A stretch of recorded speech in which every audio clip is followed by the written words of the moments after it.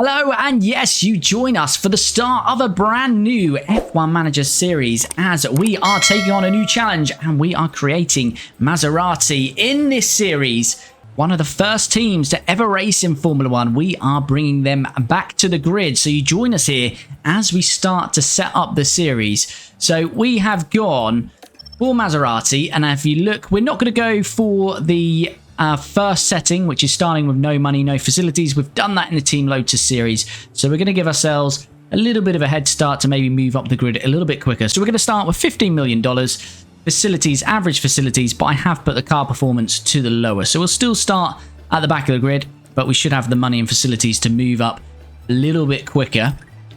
Team setup. So I've gone for a very Italian feel in the staff.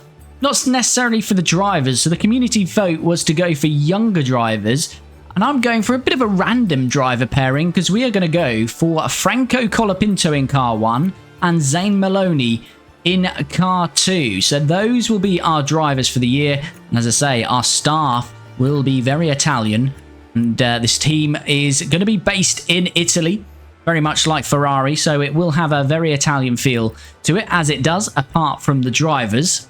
So powertrain selection, this is very interesting, but Ferrari has supplied powertrains to Maserati in real life. So I think we're going to go for Ferrari. Being in Italy as well, another Italian team, look after your own. I think that would work well. So a Maserati Ferrari is what we're going with here.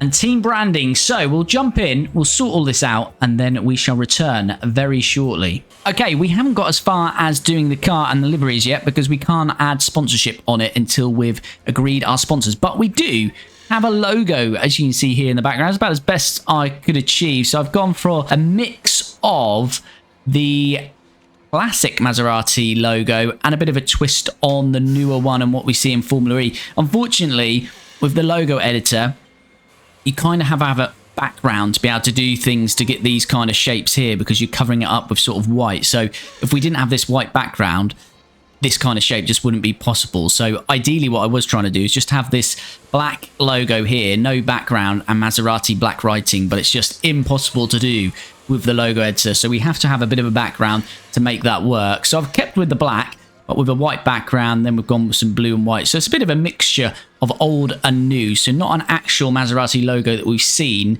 in this guise, but yeah, just trying something a little bit more modern, I guess, mixed with the old. So that's the logo that we're going with. But let me know in the comments if you like or don't like this, or if you think we should make any changes. But I'm pretty happy with that, to be honest with you. Okay, what we've also done is there is the new 2025 update through the mod community, and I've dropped a link into the description, and the guys on this mod have done a great job. It's a great update, so if you're playing on PC, highly recommend it. So check that out in the description, it is linked there. But essentially what this update is doing, bringing in all the 2025 liveries, bringing all the driver changes, also the different driver helmets. It also, as you can see here, gives us a little bit of a time machine, and we have propelled to the end of the 2024 season. So we've not done anything in this save, it's just we're going to start this in 2025. So if we go to the standings, you'll see again, they've done a great job. They've replicated the actual standings from 2024. So we can see Verstappen won the Drivers' Championship, the McLaren won the Constructors. So as I say, we've not played anything as yet, but we are going to start this series from 2025.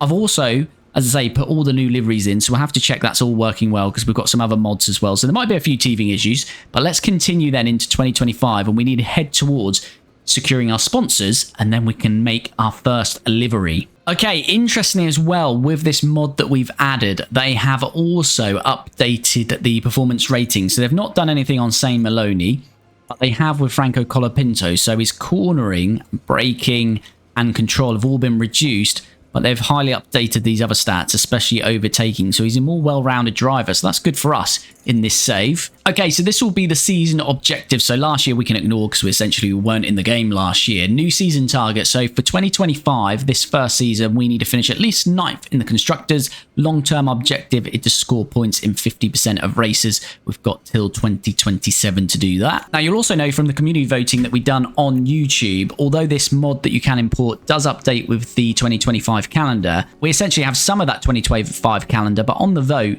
it was voted to reduce the calendar from 24 races to 20. So you'll only see 20 races this year. And the 4 races that have gone are mostly at the back end of the season normally. We've got Miami that has gone from the start.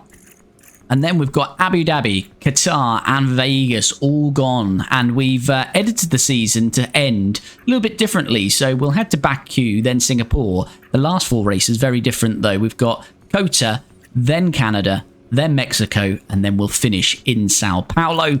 We're starting in Australia, then China, Suzuka, and Bahrain. So the start of the season, very similar.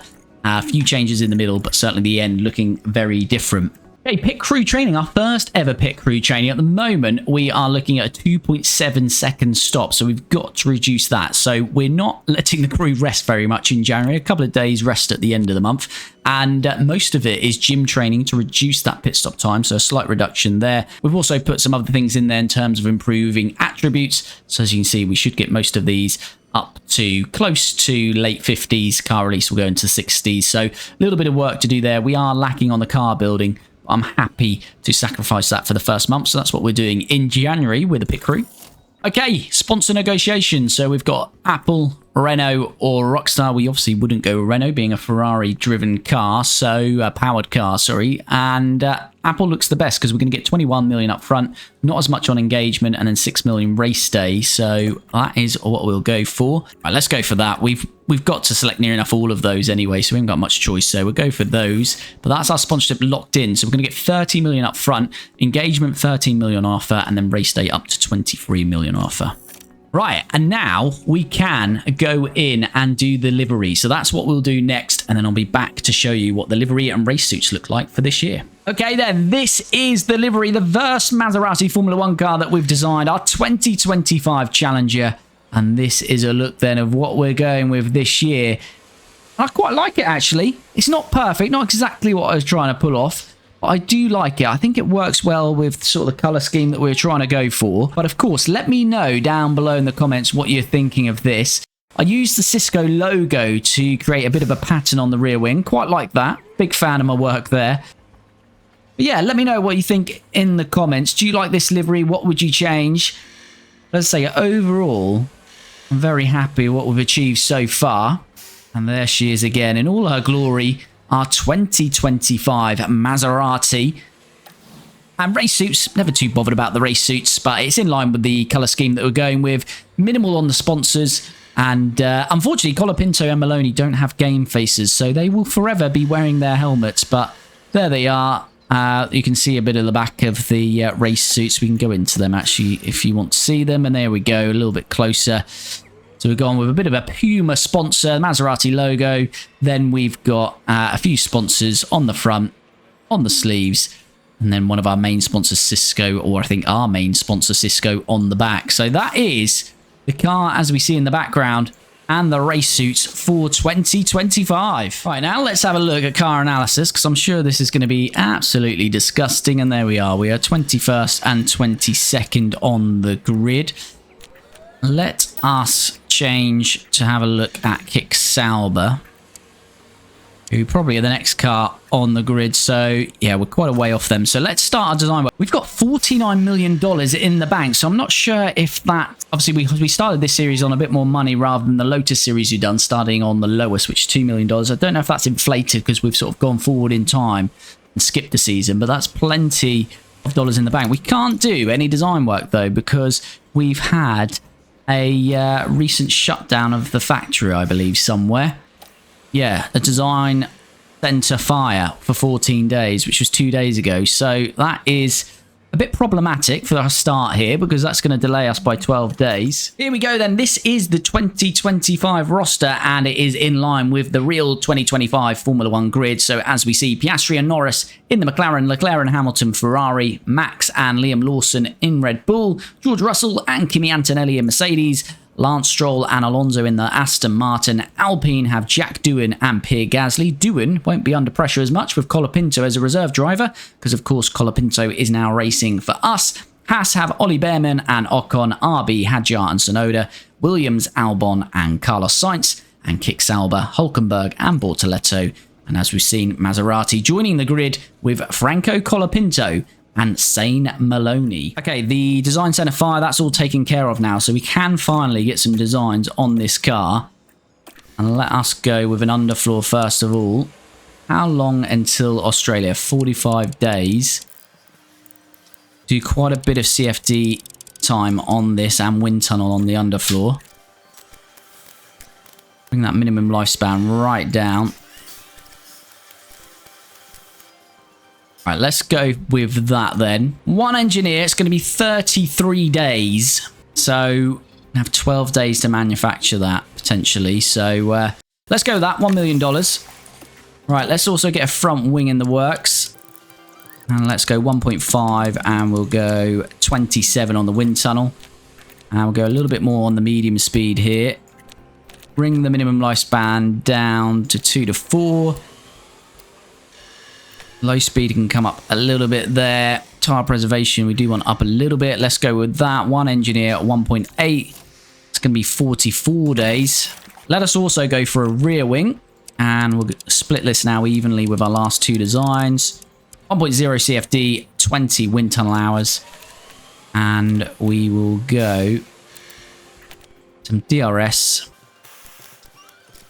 And we haven't brought the lifespan right down. Let's do that. And let us go with that. Again, one engineer, 44 days, $1.8 million.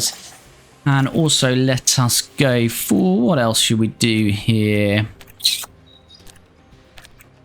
We'll go for a chassis.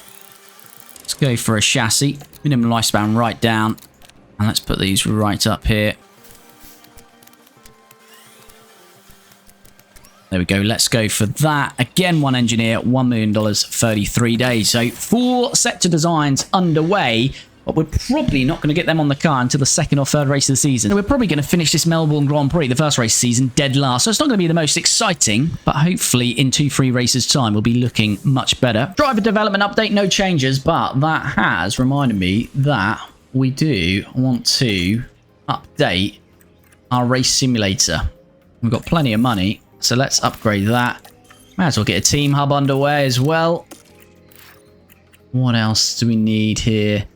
Mentality, that will help. Memorabilia room will help with mentality. As we'll do a weather center. Got the cash, we may as well use it. So let's go with that. Do we want to have a look at getting some affiliates here? Okay, we are going to scout Nicola Lacourte. He's Italian, 17 years old. And get some Italian affiliates in, and we're also going to be doing the same with Gabrielle as well. So a couple of scouts out then to get that underway. Okay, pit crew training then for the second month, and we've got Melbourne right at the end of it. Again, we are trying to focus on pit stop time, so again we're reducing that ever so slightly. Car building isn't too bad, and we've just neutralized the stats here, so no improvement but no loss. But you are decreasing that pit stop time, which is going to be the main aim across this year. And next cumulative tab, you will see that we just go into well rested on the Friday. That should be well rested for the Saturday, probably tired on the Sunday, but we'll take that then, as we are very much now heading towards Melbourne. Oh, and our race engineer has increased in performance, so we take that before the season opener. Oh, and our technical chief, any more? No, no. No more. Okay, so our memorabilia room has been completed. That's just going to help with a bit of mentality boosting, which is very important on this game. And straight away, we're going to upgrade it because, again, it gives another buff to mentality. So we'll keep doing that whilst we've got a load of cash in the bank. Okay, we have scouted both the drivers. We said we can't sign either of them yet, though. So we'll just keep that on the back burner until we can. Our memorabilia room is now level 2. Should we go to level 3? Why not? Let's do it. Okay, first designs are done. Underfloor and chassis. Right, we've got 12 days until Australia. We could get them on the car. It'd be better than not having any, wouldn't it? Let's do a couple of rushed under. We'll just do 2 because we'll have another one of those coming soon. And what about the chassis? It's 10 days rushed. I'd say we've got loads of money, so just being a bit silly with it, really. But let's go for emergency and a normal. That should get those new parts on the car. Right, let's straight away design another underfloor here, although we're not going to get the buff. When's the ATR? We'll wait and actually to the ATR resets for that. Let's just get a suspension underway. We've got nothing to boost that with. Minimum lifespan right down. Where are we on the high speed? Can't really tell at the moment, can I? So Our preservation, we don't want to lose too much. Let's just go for that for now. That's $1 million, 33 days. And what else haven't we done? Side pods. Let's go for side pods. Minimum lifespan right down. Let's just improve some of the airflow.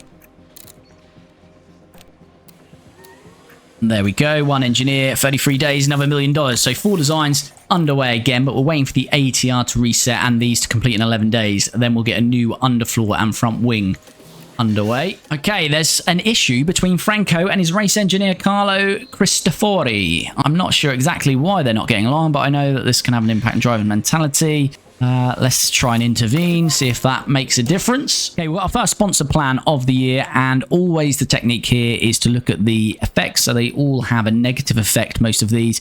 We want to look at ones that are not going to have a massive impact. So like scout size, absolutely fine. Don't really want to lose Colapinto here. Head of aero, that's fine. I'm not too bothered about that. School events, technical chief. Yeah, fine. Head of aero, advert. Yeah, let's go for that. That should be enough then for the first sponsorship plan. Okay, our latest designs are done. The front wing and rear wing. And we will manufacture those, actually.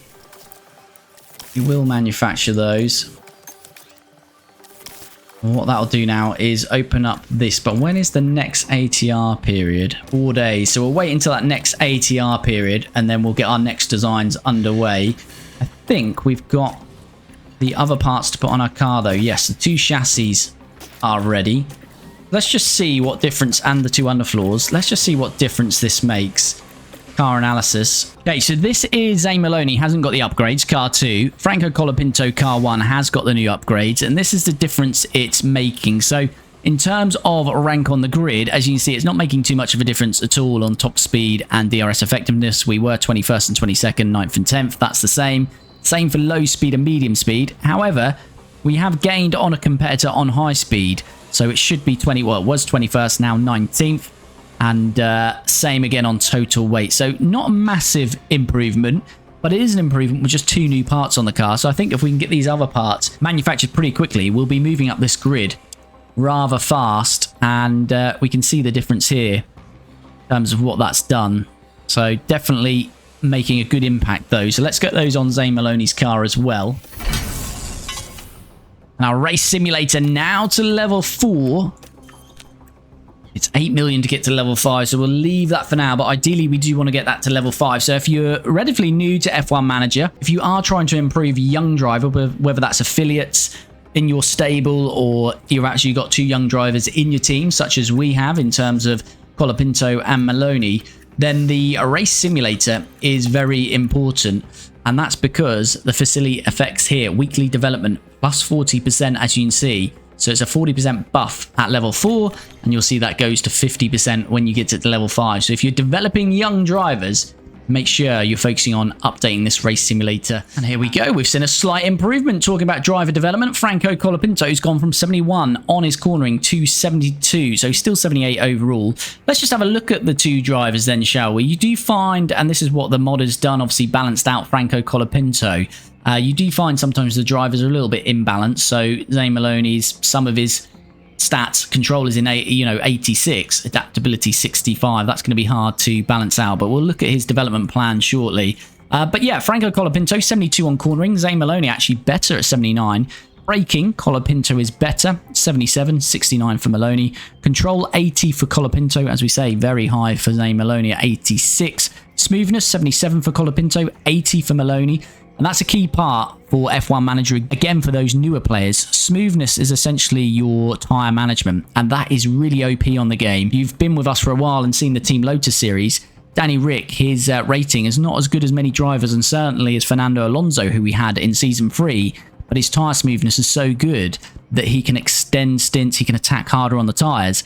And that's worth more than someone being a little bit more overall, in my opinion. So smoothness is a key one, and something that we'll want to develop for Franco Colapinto. Adaptability 78 for Franco, 65 for Zane. And then overtaking 78 for Colapinto, 71 for Maloney. 81 defending for Colapinto, 77 for Maloney. And reactions 80 and actually 82 for Colapinto. 67 and 73 for Zane Maloney. So looking at development plans here, definitely smoothness is what I want to focus on. Colapinto, probably smoothness and cornering. And Zane Maloney, probably his braking and reactions and adaptability. So let's have a look at their development plans. So balance does what it says on the tin. It will work all the attributes in a balanced manner, but you can focus on specific ones or a grouping of them, and that will increase it a little bit of a quicker rate. So as I say, we want to really focus on cornering and smoothness are the main two.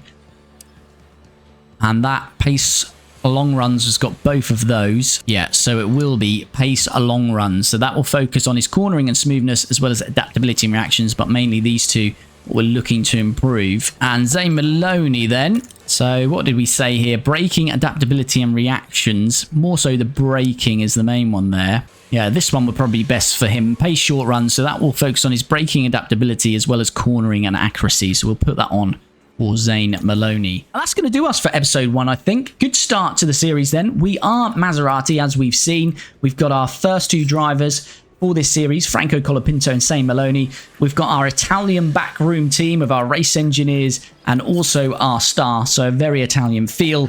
And as we saw, we have also set up the logo, set up the race suits, and of course our first car for 2025 as well.